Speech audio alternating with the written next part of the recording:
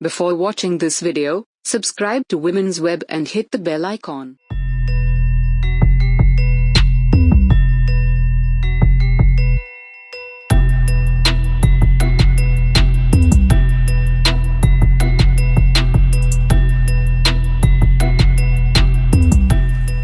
नमस्कार, मैं हूं पूजा प्रियंवदा और क्या तुम जानती हो में आज हम बात करने वाले हैं बाल शोषण या चाइल्ड अब्यूज के बारे में। जैसा कि हम सभी जानते हैं, अक्सर खबरों में, अखबारों में हम ये पढ़ते रहते हैं कि भारत में बाल शोषण में निरंतर वृद्धि होती जा रही है, जो कि बहुत ही चिंता का विषय है। इसलिए ये ज़रूरी है कि हम समझें कि बाल शोषण क्या है और इसके बारे में हम क्या कर सकते हैं। यदि हम इसकी एक साधारण सी परिभाषा लेकर चलें, जो 18 वर्ष से कम का व्यक्ति है, बच्चा है, उसके साथ किसी भी प्रकार का शारीरिक, मानसिक या यौनिक प्रताड़ना अगर होती है तो उसे हम बाल शोषण कहते हैं। यही इसके विभिन्न प्रकार भी हैं, जैसे कि शारीरिक शोषण। जब किसी बच्चे को 14 साल से कम उम्र के बच्चे को किसी नौकरी पे लगा दिया जाता है, किसी काम पे लगा दिया जाता है, तो वो शारीरिक शोषण है। इसके अलावा अगर उसके साथ मारपीट हो रही है तो वो भी शारीरिक शोषण है। मानसिक शोषण में कई बार बच्चे को गाली गलौज देना, उससे गुस्से से बात करना, उसे बाहर नहीं जाने देना, उसे खेलने नहीं देना, उसके जो रूप है, दिखने में कैसा है, उसके व्यवहार, उसको लेकर ताने देना, तो इन सब बातों को मानसिक शोषण माना जाता है। इसके अलावा जिसकी खबरें हम देखते ही आते हैं वो है यौन शोषण।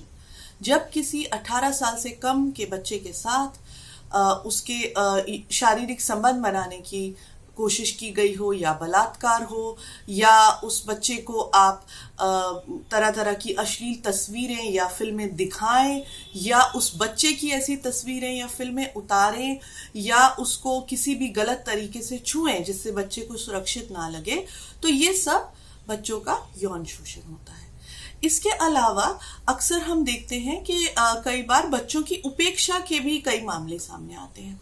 अब इसमें क्या आएगा, जैसे कि किसी परिवार में कोई बच्चा है तो उसके खान पान को लेकर ध्यान नहीं दिया जा रहा, उसे अगर किसी इलाज की ज़रूरत है तो उस बच्चे को वो इलाज मुहैया नहीं करवाया जा रहा, उसे स्कूल नहीं भेजा जा रहा, उसकी शिक्षा पर ध्यान नहीं दिया जा रहा, उसकी जो साफ सफाई है, कपड़े गंदे हैं, इन सब पे ध्यान नहीं दिया जा रहा, क्योंकि बच्चे अक्सर ये सब काम स्वयं नहीं कर पाते हैं। तो इन सब को भी बाल उपेक्षा में देखा जाता है। अब हम कैसे जानें कि कहाँ पे किस बच्चे के साथ बाल शोषण हो रहा है?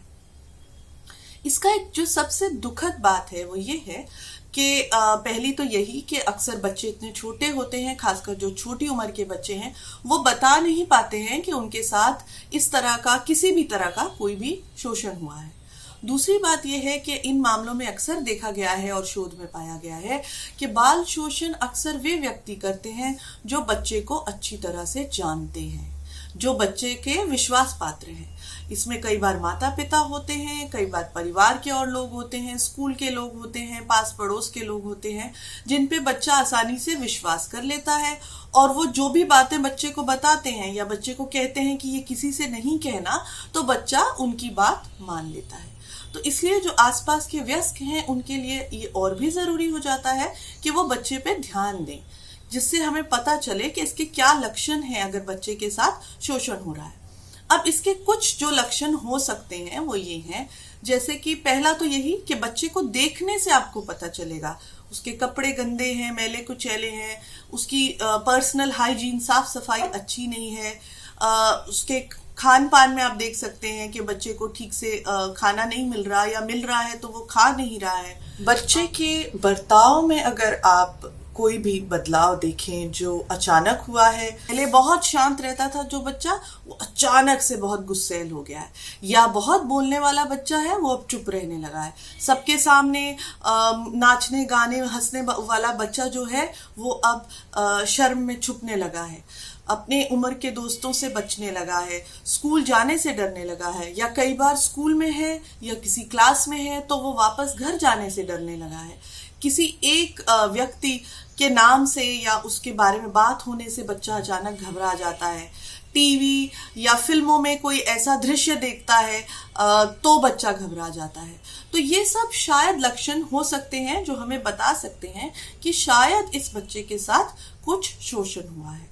अक्सर जिन बच्चों के साथ शोषण होता है वो डिप्रेशन या एंजाइटी में भी चले जाते हैं, जो बहुत आम है, क्योंकि सीधा सीधा हर प्रकार के शोषण का, शारीरिक या जो यौन शोषण है उसका भी बच्चों के मानसिक स्वास्थ्य पर बहुत असर पड़ता है। तो अगर मानसिक स्वास्थ्य पर असर होना शुरू हुआ है तो हम देखेंगे कि बच्चा या तो कई बार खुद को नुकसान पहुंचाने की बातें करने लगेगा जो बेहद अजीब है, या किसी दूसरे को मारपीट करेगा, सामान फेंकेगा, चीखेगा, चिल्लाएगा, या ऐसी बातें करेगा, मैं घर छोड़ के चला जाऊंगा, मैं सबको मार दूंगा।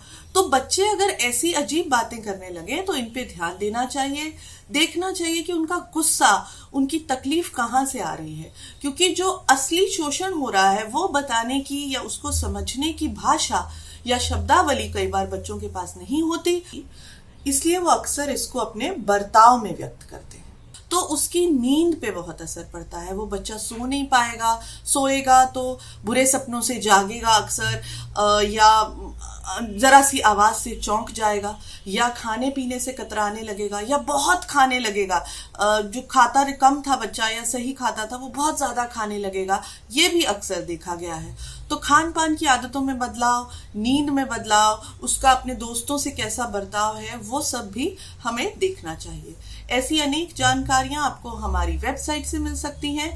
आप हमारे चैनल को सब्सक्राइब करें, हमारे वीडियो देखें और हमें प्रश्न जो हैं वो भेजते रहें। अगर हमें लगता है कि किसी बच्चे के साथ शोषण हो रहा है तो हमें क्या करना चाहिए एक वयस्क होने के नाते? सबसे पहले चाइल्ड लाइन की एक हेल्पलाइन है भारत सरकार द्वारा, 1098-1098। ये जो नंबर है ये हमें सभी बच्चों को बता के रखना चाहिए, सभी माता पिता को पता होना चाहिए, ताकि अगर कभी ऐसी परिस्थिति आए तो वहां से हम मदद ले सकें, दिशा निर्देश ले सकें। वहां पे मनोचिकित्सक हैं, सोशल वर्कर हैं, दूसरे लोग हैं जो आपको इसके बारे में मार्गदर्शन कर सकते हैं। तो पहला तो ये है। दूसरा ये है कि बच्चों की बातों को जो है आप ऐसे ही ना टाल दें। कई बार बच्चे ठीक से बता नहीं पाते, लेकिन खेल में या बातों बातों में या कहानी में वो साफ कर देते हैं कि उनके साथ कुछ ऐसा हो रहा है जो उन्हें पसंद नहीं है। बच्चों के साथ थोड़ा वक्त अवश्य बिताएं, चाहे वो आपके अपने बच्चे हैं, पास पड़ोस के बच्चे हैं, दोस्तों के बच्चे हैं।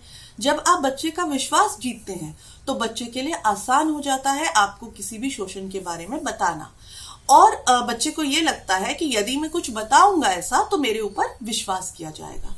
तो इसलिए जरूरी है कि बच्चे की जिंदगी में जो नए लोग आए हैं, जो पुराने लोग हैं, रोजमर्रा की जो घटनाएं हैं उसके बारे में हमें जानकारी रहे। इसके अलावा बच्चों को शब्दावली दें। हम सेफ अनसेफ टच की बात करते हैं, सुरक्षित असुरक्षित टच, लेकिन इसके अलावा सुरक्षित असुरक्षित बातें, व्यवहार, इसके बारे में भी बच्चे को बताएं।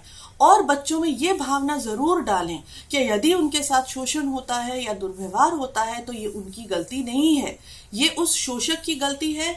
अक्सर शोषक वयस्क होते हैं तो ये उनकी गलती है, ये बच्चे की गलती बिल्कुल भी नहीं है। बच्चे हमारा, परिवारों का, देश का भविष्य है, और इसलिए ये हम सबकी जिम्मेवारी हो जाती है कि हम अपने बच्चों को किसी भी प्रकार के शोषण से सुरक्षित रखें। ये हमारा कर्तव्य बन जाता है कि हम अपने परिवार के बच्चों, या हमारे कार्यस्थल में अगर बच्चे हैं, या हमारे आसपास, पास पड़ोस, परिवार में जो बच्चे हैं, उनमें सजगता को बढ़ाते रहें ताकि उन्हें एक सुरक्षित माहौल मिले। और बाल शोषण को हम जड़ से खत्म करें, लेकिन धीरे धीरे कम करने की शुरुआत तो अभी से करें। धन्यवाद।